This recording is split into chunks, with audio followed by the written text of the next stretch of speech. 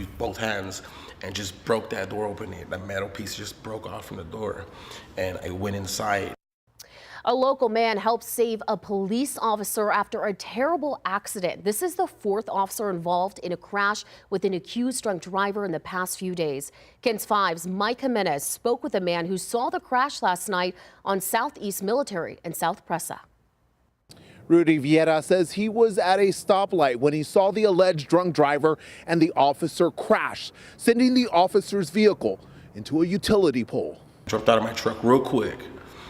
I ran to his cruiser. Vieira says he saw the officer's car smoking and knew right at that moment he had to get the officer out of the car. So I was more focusing on saving this cop's life because it was smoking and I didn't want it to be engulfed in flame. So his life was my priority. Vieira tried to open the officer's door. It didn't want to open. It barely opened within 2 inches.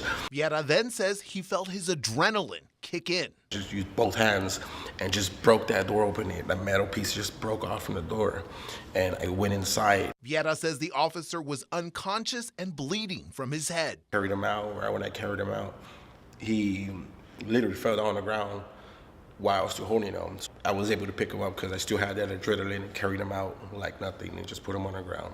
Police say the officer, who has been on the force for 4 years, was responding to a burglary call.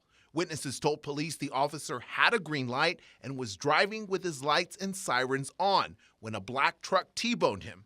Investigators say the driver was Trinidad Huerta. The individual that was driving the black truck was evaluated for DWI, and he was found there was enough cues to arrest him for DWI. EMS rushed the officer to the hospital. Police say he was communicating.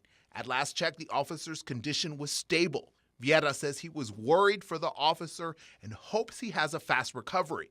He also wants to remind people not to drink and drive. Driving irresponsibly can cause wrecks and people can lose life.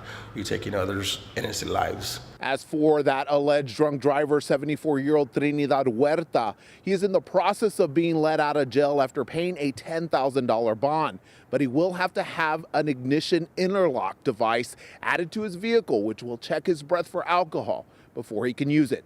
Mike Jimenez, KENS 5.